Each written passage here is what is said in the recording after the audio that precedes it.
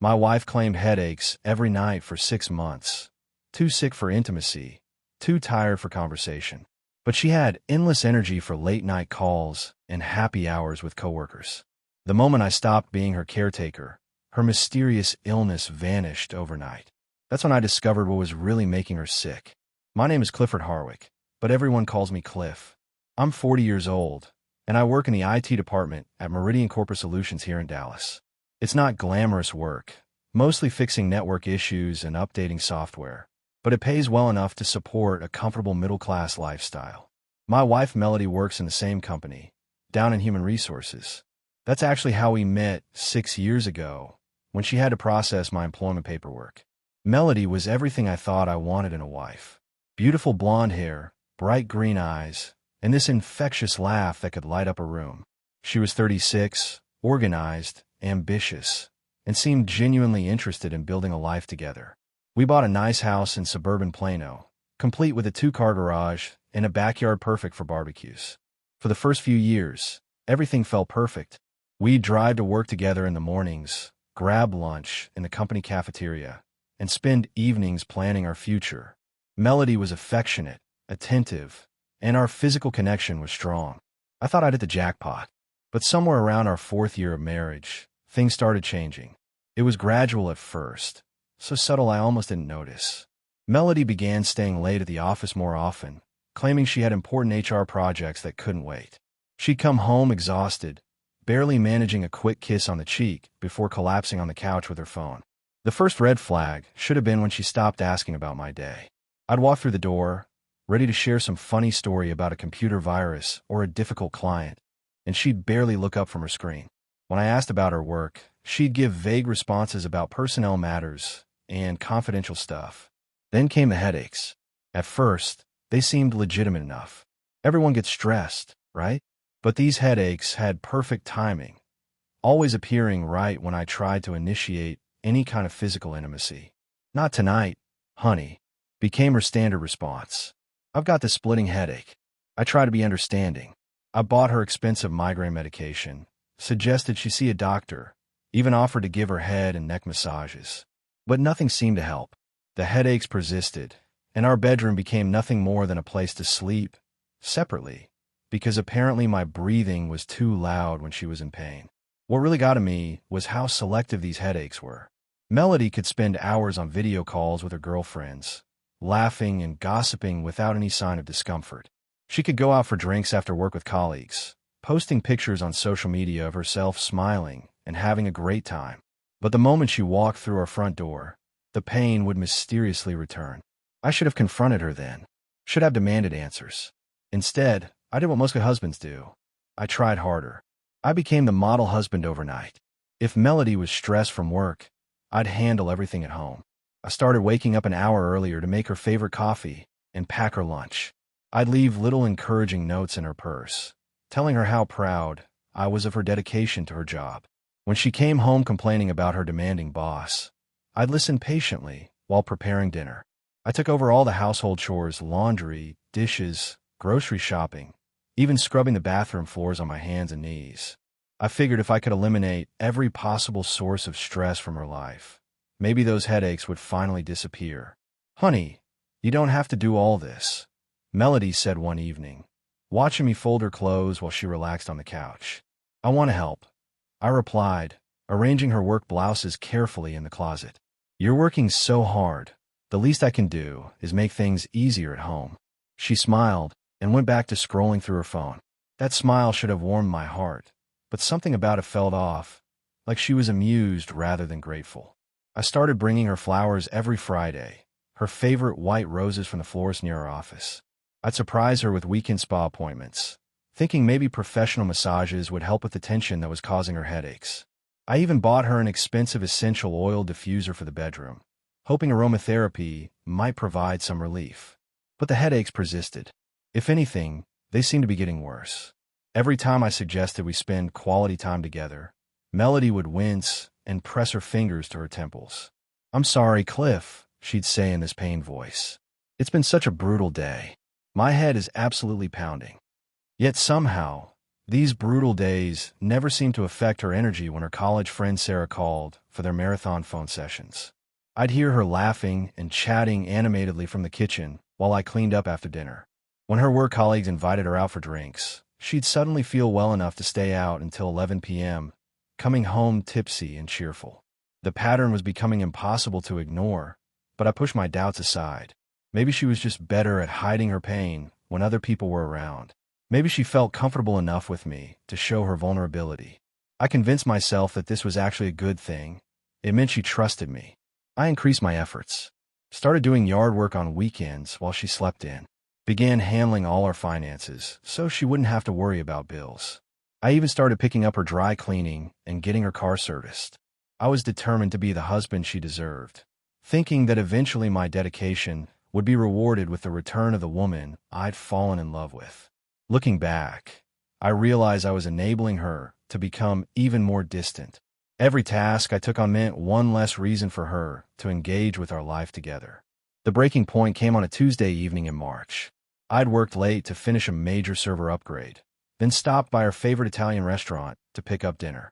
I even grabbed a bottle of wine, thinking maybe we could have a romantic evening at home for once. I walked through the door with the food still warm, expecting at least a smile of appreciation. Instead, Melody barely glanced up from her phone.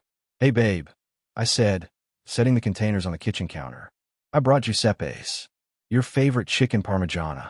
She sighed heavily, pressing her palm against her forehead. "That's sweet, Cliff, but I've got another headache. I don't think I can handle the smell of food right now."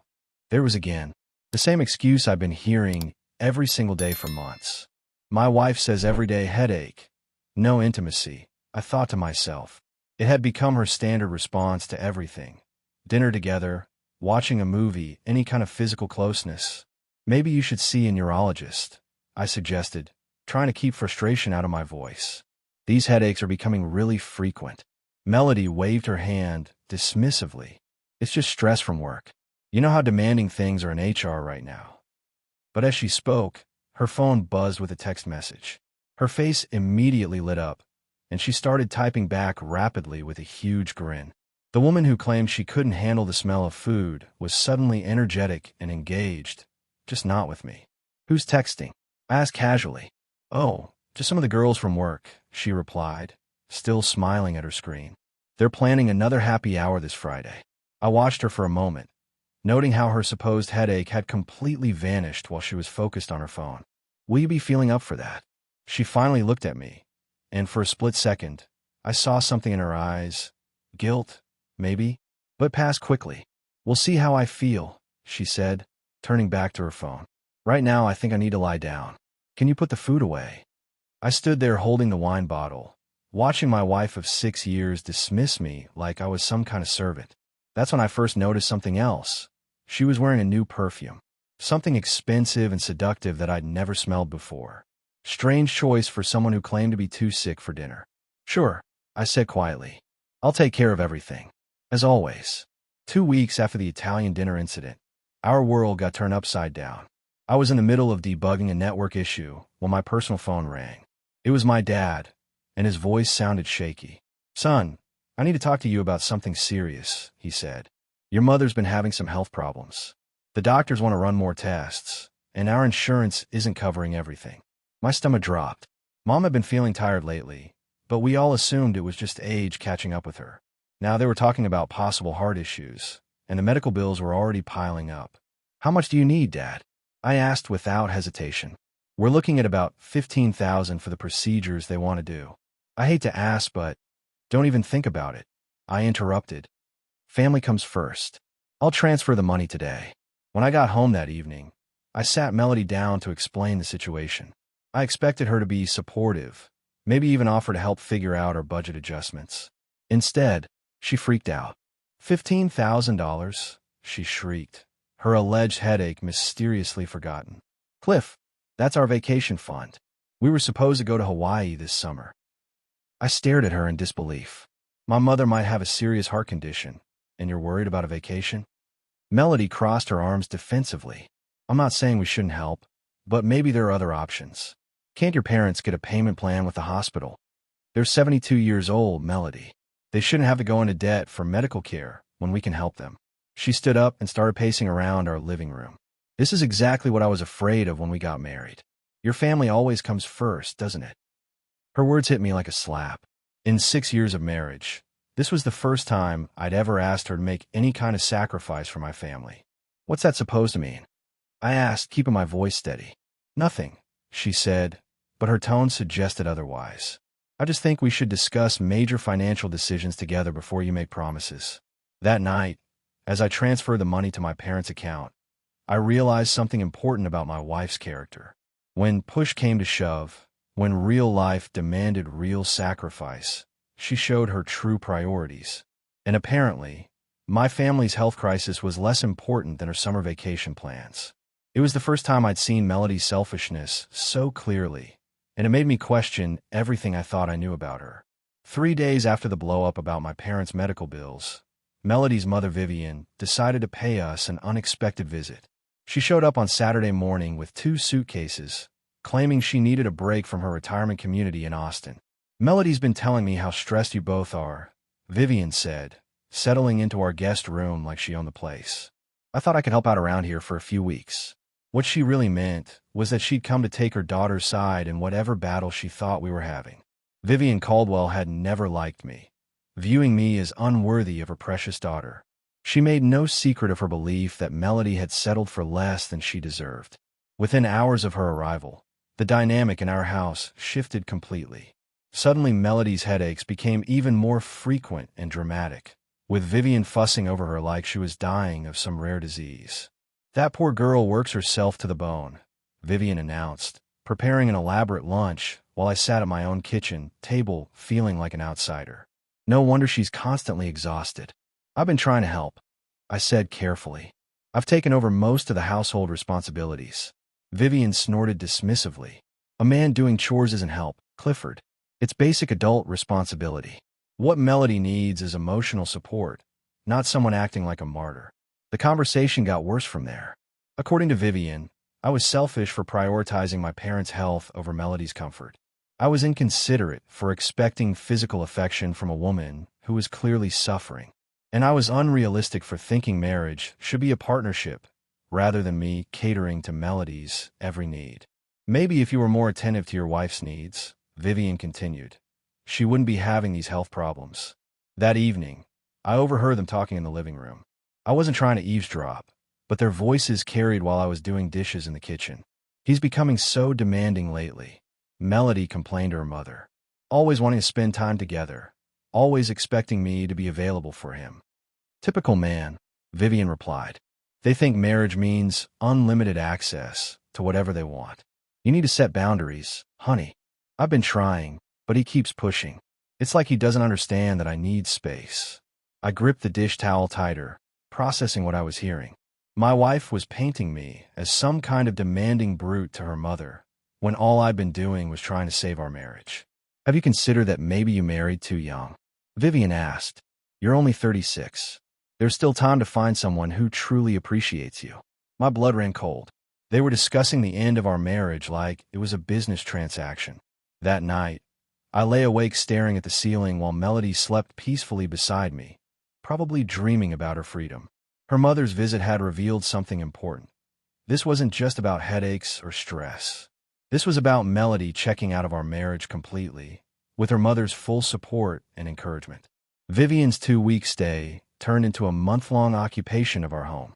She'd taken over our kitchen, rearranged our living room furniture, and somehow convinced Melody that I was the source of all her problems. The headaches, according to them, were clearly caused by the stress of living with an unsupportive husband. I came home from work one evening to find them both in the kitchen, whispering conspiratorially. They stopped talking the moment I walked in, but the tension was thick enough to cut with a knife. "How was your day?" I asked Melody, trying to maintain some normalcy. "Exhausting," she replied without looking at me. My head's been pounding since noon. Yet she'd somehow managed to spend 3 hours shopping with her mother that afternoon, returning home with bags full of new clothes and accessories. Funny how retail therapy never seemed to aggravate her condition. "Maybe we should make that neurologist appointment," I suggested again. Vivian jumped in before Melody could respond. "What she needs is less pressure. not more doctors. Some husbands would be grateful to have such a dedicated wife. I'd reached my limit. Vivian, with all due respect, this is between Melody and me. The older woman's eyes flashed with anger. Don't you dare take that tone with me in front of my daughter. This is my house, I said firmly, surprised by the steel in my own voice. And Melody is my wife, not yours. Melody looked shocked that I'd finally stood up to her mother. For years, I'd bitten my tongue and let Vivian's passive-aggressive comments slide. But watching her poison my marriage was more than I could tolerate. You're being disrespectful, Melody said, but her voice lacked conviction. No, I replied calmly. I'm being honest. Your mother has been undermining our relationship since the day she arrived. Vivian stood up, drawing herself to her full height. I think it's time for me to leave. Clearly, I'm not welcome here. That's not what I said. I began, but she was already storming toward the guest room. Within an hour, Vivian had packed her bags and called a taxi. As she waited by the front door, she pulled Melody aside for a whispered conversation. I caught fragments of it. Don't have to put up with this. And you deserve better. And think about your options. After her mother left, Melody wouldn't speak to me for 3 days. She claimed her headaches were worse than ever, brought on by the stress of family conflict. She slept in the guest room, took her meals separately, and generally treated me like a stranger in my own home. But here's what I noticed during those 3 days of silent treatment. She was texting constantly. Her phone never left her side, and she was always smiling at whatever messages she was receiving. For someone supposedly devastated by family drama, she seemed remarkably cheerful when she thought I wasn't looking. That's when I made a decision that would change everything. I was done walking on eggshells around Melody's moods and mysterious ailments. If she wanted to play games, she could play them alone. I made a decision that changed everything. No more arguments. No more begging. No more trying to fix what was clearly broken. I simply stopped. Stopped cooking her breakfast. Stopped doing her laundry. Stopped asking about her day. Stopped caring about her headaches. The transformation was immediate and telling. On Monday morning, I made coffee for one. When Melody came downstairs expecting her usual prepared breakfast, she found me reading the news on my tablet with an empty kitchen behind me. No breakfast today? She asked, confused. I figured you could handle it yourself. I replied without looking up. You're a capable woman. She stood there for a moment, clearly processing this change in routine. Then she grabbed a granola bar and left for work without another word. That evening, I came home and went straight to the gym equipment I'd set up in our garage. I'd been neglecting my own health while catering to her every need. Time to fix that. When I returned from my workout, sweaty and energized, Melody was standing in the kitchen looking lost. Are you cooking dinner? She asked. I already ate, I said, grabbing a protein shake from the refrigerator. Stopped by that new steakhouse downtown after my workout. Her jaw dropped. For 6 years, I've been preparing elaborate meals for both of us every evening. The idea that I'd eat without her was apparently inconceivable. What about me? She asked. What about you? I replied calmly. You're an adult. I'm sure you can figure something out. That's when the most remarkable thing happened. Instead of complaining about a headache, instead of retreating to the couch with her hand pressed to her forehead, Melody started moving around the kitchen with more energy than I'd seen in months. She ordered Chinese takeout, clean up afterward, and even tried to start a conversation with me about work, all without a single mention of pain or exhaustion. The pattern continued throughout the week. I stopped being her personal assistant, and miraculously, her headaches began disappearing. No more dramatic sighs when I walked into the room. No more claims of being too tired for basic human interaction. By Friday, she was practically bouncing around the house, suddenly interested in spending time together. Want to watch a movie tonight? She asked, actually making eye contact for the first time in weeks. I've got plans, I said truthfully. I was meeting some old friends for drinks, something I hadn't done in years because I'd been too busy managing her fictional illnesses. The look of panic that crossed her face was unmistakable. She was starting to realize that her devoted husband wasn't quite so devoted anymore. Tomorrow night, then, she suggested, moving closer to me in a way that would have thrilled me just weeks earlier. We'll see, I said, heading upstairs to change clothes. As I got ready for my night out, I could hear her on the phone in the living room. Her voice was agitated, worried. She was probably calling her mother or friends, trying to figure out why her husband had suddenly stopped playing along with her games. The most ironic part, for the first time in months, she seemed genuinely interested in physical intimacy. Not because she loved me or missed me, but because she sensed her comfortable situation slipping away. 3 weeks into my new approach, everything came to light in the most unexpected way. I was working late in our home office when Melody's laptop, which she'd left open on the kitchen counter, started chiming with video call notifications. I walked over to close it, not wanting to snoop, but the caller's name was clearly visible on the screen. Garrett Reynolds. I knew that name. He worked in our company's marketing department, supposedly helping coordinate projects with HR. According to Melody, he was just a colleague who occasionally needed information about employee policies. But colleagues don't video call each other at 10 p.m. on a Tuesday night. Against my better judgment, I answered the call. Garrett's face appeared on screen, clearly expecting to see someone else. "Oh," he said, looking confused and slightly panicked. "I was calling for Melody. She's in the shower." I lied smoothly. "Can I take a message?" Garrett's discomfort was obvious. "Just tell her I called. Nothing important." "Actually," I said, deciding to push things further, "she mentioned you two have been working on some special project together. Something about employee engagement initiatives." His face went pale. "Yeah, something like that. Look, I should go."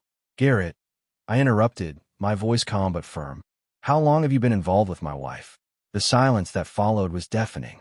He opened his mouth to deny it, then seemed to realize there was no point. "It's not what you think," he finally said. "Really? Because what I think is that you've been having an affair with a married woman for months. Am I wrong?" Garrett ran his hand through his hair, looking miserable. "Look, man, I never meant for it to happen. Melody said you guys were having problems, that you were distant and controlling." "Did she mention the headaches?" I asked with bitter amusement. "The ones that prevented her from spending time with her husband, but somehow never interfered with your relationship." He looked genuinely confused. "What headaches?"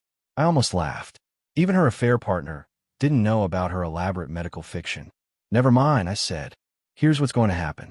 You're going to end this relationship immediately, or I'm going to make sure both of your careers at Meridian Corporate Solutions come to a very unpleasant end." "Understood."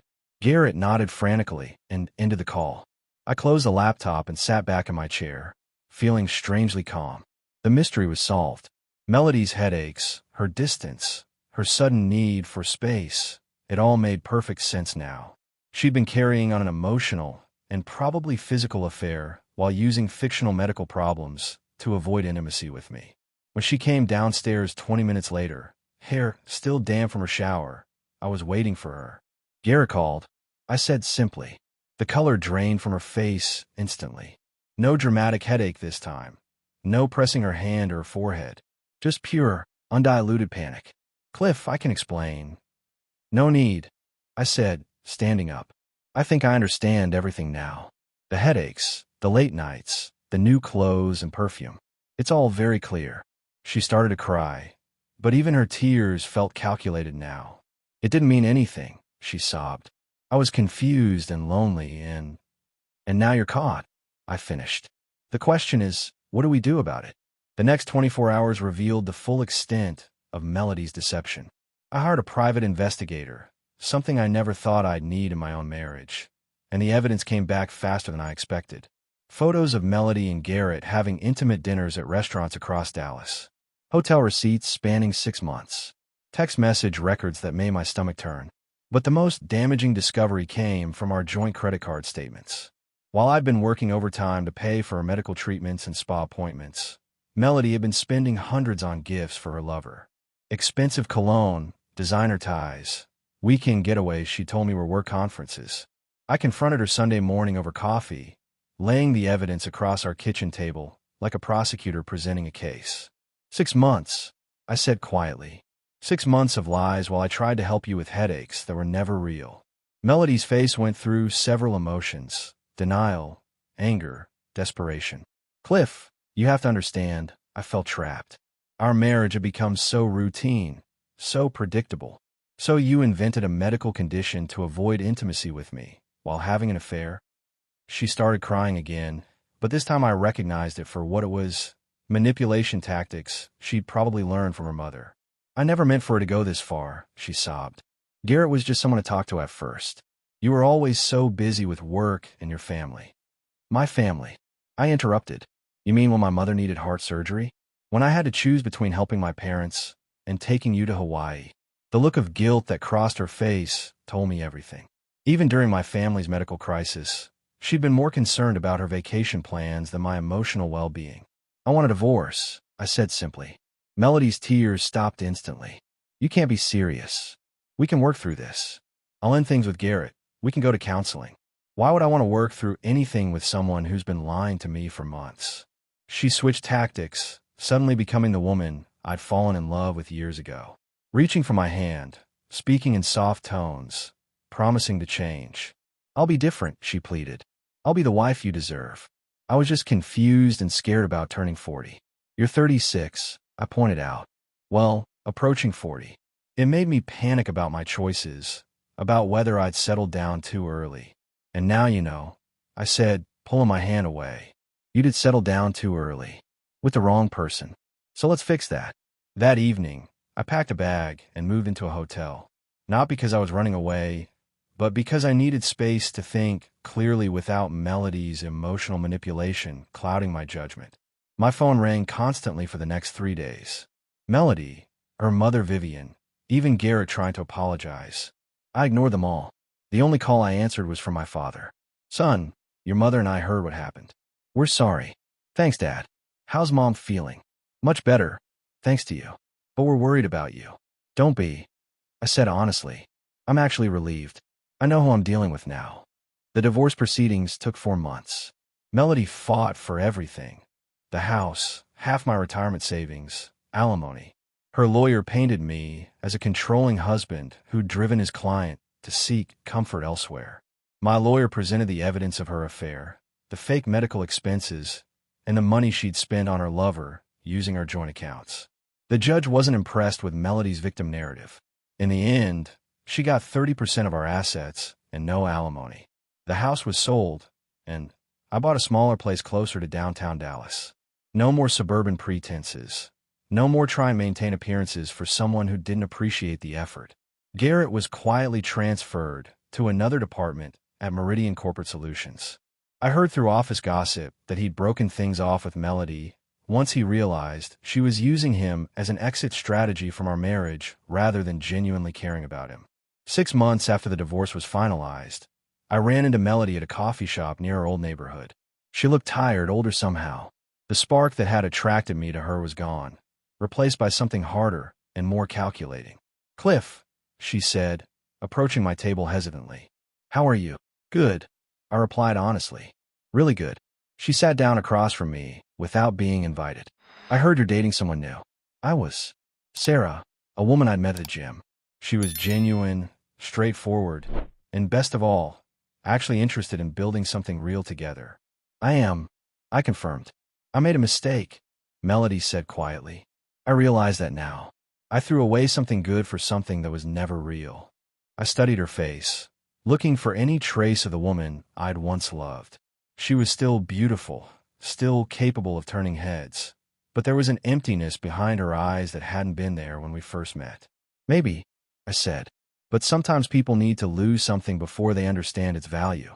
Could we try again? She asked desperately. I'm different now. I understand what I lost. I finished my coffee and stood up. I'm different too, Melody. I understand what I'm worth now. As I walked away, I felt nothing but gratitude. Gratitude that her lies had been exposed before I wasted more years trying to fix something that was broken from the start. Gratitude that I'd learned to recognize manipulation disguised as love. Most importantly, I felt grateful for the lesson. When someone shows you who they really are through their actions, believe them the first time. 3 years later, I married Sarah in a small ceremony surrounded by people who actually cared about her happiness. My parents were there, healthy and proud. Sarah's family welcomed me like I'd always belonged. And not once during our entire relationship has Sarah ever claimed to have a headache when she wasn't genuinely sick. Some problems really do solve themselves when you stop enabling them.